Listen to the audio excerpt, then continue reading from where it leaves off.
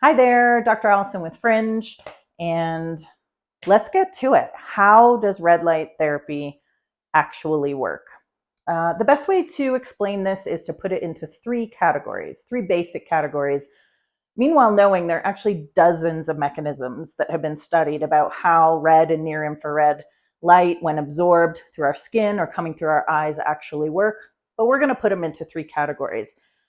The first being probably one of the most important is that these light wavelengths, which is so interesting because right now I have sunlight coming in on me and red and near infrared light coming in on me. It's important to understand that in our body, we have molecules that actually absorb light and use light as a nutrient, much like we actually use food once it's digested to produce energy for our body. Light is actually a source of energy for our body as well. So the light comes through our skin or into our eyes. It's absorbed by these molecules that are called photoreceptors or chromophores.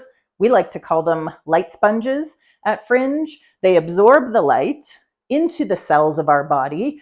They help our mitochondria, which is considered the powerhouse of our cells, produce more energy and work more effectively. So it doesn't really matter if I'm shining on my skin, my fat tissue, muscle tissue, tendon, ligament, bone, organs, hair, you name it.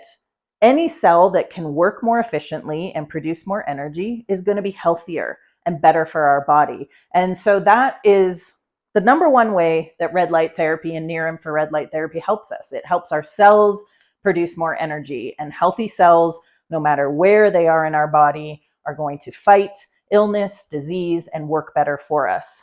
Number two is sort of related, and it's kind of interesting.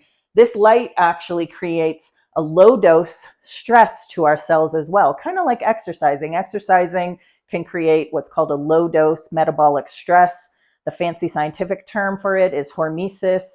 But at the end of the day, the light coming through our skin and into our eyes can actually help our body build its anti-inflammatory and antioxidant defense system. So think of it as making the cells in our body stronger.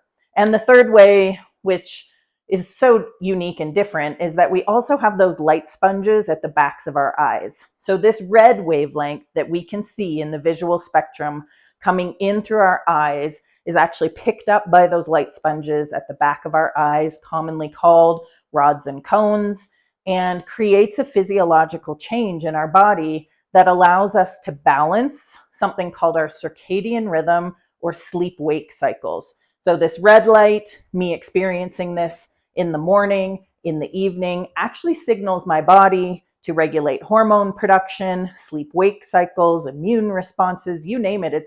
It's interesting that a wavelength of light can have that much power through our visual field or eye pathways. So those are the three ways that red light therapy works. It's incredibly safe. It's very natural.